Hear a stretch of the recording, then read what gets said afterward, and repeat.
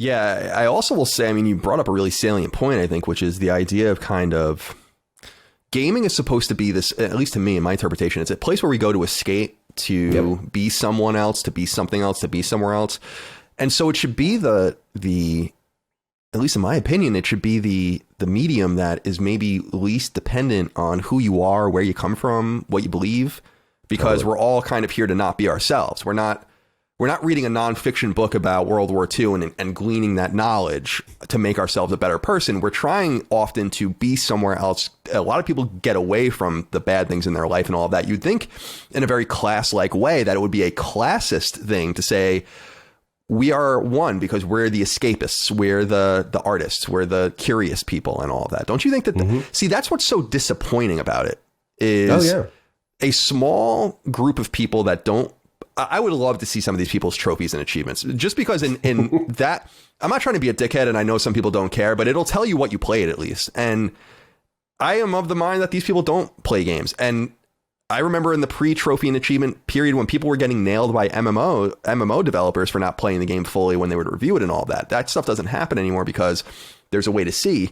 And it would just be nice if we all said, like, you know what, it doesn't matter if we're a Democrat or a Republican. You and I are not going to vote for the same people in 2022 and 2024. It doesn't matter. I mean, I just feel like there should be more collective. Like, we're a mainstream thing now. This comes up all the time now, right? I always talk about really pivotal nerd culture moments, Lord of the Rings movies, the Star Wars prequels, Game of Thrones, where everything, Westworld, where things become more mainstream. And so we should have less to fight about than ever. We should have more to share. And so that's what's really bothersome to me about it. And yet I just don't know how else to affect change in a positive way, because everything seems to be reduced. Like, as a straight white male, I didn't do anything to anyone. But as a straight white male, I'm my opinion's irrelevant. I'm a bad guy. My people did something in the past. But this is what's so stupid about reducing people to their color and to their. My family didn't own any slaves. I mean, honestly, it doesn't matter because you shouldn't be putting sins of the father on the son anyway. Otherwise, why would we deal with Germany? Why would we deal with Italy? Why would we deal with Japan? And yet I just feel like it doesn't matter. It just feels like people want to argue and fight, belittle, and sever each other away from each other. And that's what makes me sad the most, Eric, is that I think I found my only true social calling in my entire life with other people that play games. And it's almost feeling like it's being robbed from me. How do you feel about the way the games culture is right now? Let's remove media. I mean, how much is media toxifying or not the culture of games? I would say it is toxifying. So I would say that it's what's really sort of ironic about games like D&D or video games. This is that I think that there was always that people always describe it as like this used to only be the realm of men or boys, right? But realistically, like, that's not really true. It was only that way because girls didn't want to play D&D back in the day as much as boys did. But as soon as girls did want to play, boys were all about that. We were very, very excited to play with girls. It just wasn't a very common thing.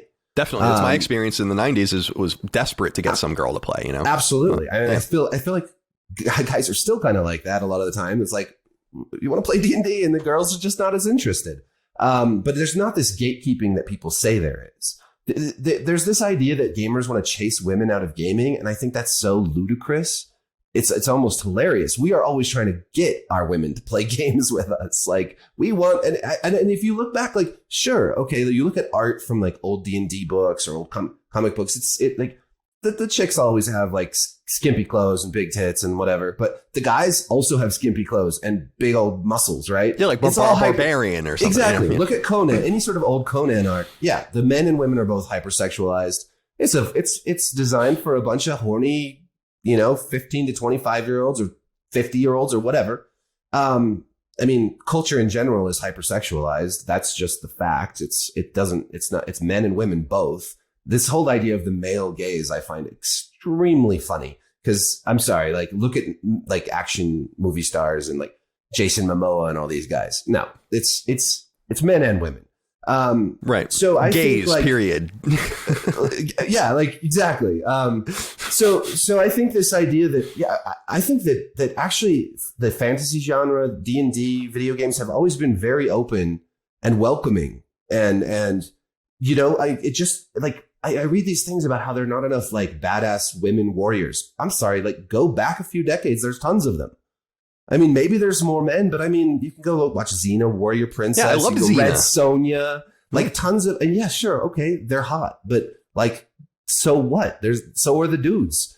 They're all hot. I mean, that people like to watch pretty, beautiful people with swords. You know, whatever. This idea that it's been gated off. This idea that we have to fight for more inclusivity.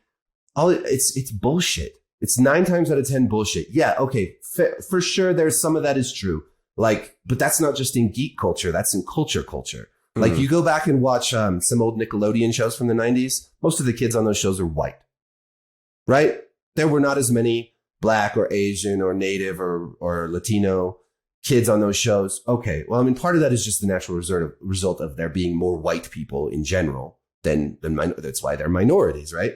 But it's not. It's weird to me that, like, once again, it's geek culture, it's nerd culture being targeted as this place of like, gatekeeping and intolerance. Which, when in my experience, growing up in a couple different countries, growing up with adopted siblings from Korea, growing up with, in general, growing up with friends who were nerds and who were picked on, this was not an intolerant community. And it's weird that now all these people who seem like outsiders, who seem like people who came from not the same nerd or geek culture, have come in and said, we need to make this more inclusive. And we're going to shit on everybody that is part of this community so that we can not necessarily bring in more inclusive, like more types of people, but just their particular brand of politics.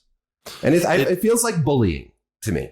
I totally agree. And I think that it's so strange because what you're saying resonates with me in the sense that all the gamers I knew just wanted to play and just wanted to be a part of something and have their own community. And I'm not one of these guys that's like, gatekeeping's good, actually, and all that. Well, I think it's an interesting argument. It's not something I really think is fruitful to our particular vertical of entertainment, but I feel like it is okay to say, like, we are here for a certain reason. You're belittling us. You are taking away our love and joy of something and calling us something we're not. And it's very sad. It goes back to what you were saying about Twitter's lack of use in the sense that, like, well, when you're called a racist or you're called a bigot or a sexist, saying I'm not racist is apparently not a defense, right? So you're not able to do anything about it except for to retreat further. And I think this is what creates polarization. So I'm concerned about it, and I'm going to be keeping a close eye on it. That's why I'm so happy to have my own totally separate community of people because they're down. They're not like, a lot of them are not like me politically. They're just so sick of everything that they just want someone to talk to them like an adult and someone outside of the ecosystem where, like you said, it's a circle jerk, and I don't need any of them. Right. Like the musical chair circle jerk that's happening on right now as all these sites slowly fail. I don't need them. You know, so it's a beautiful situation for me to be into. And yet I feel bad for everyone that's left behind.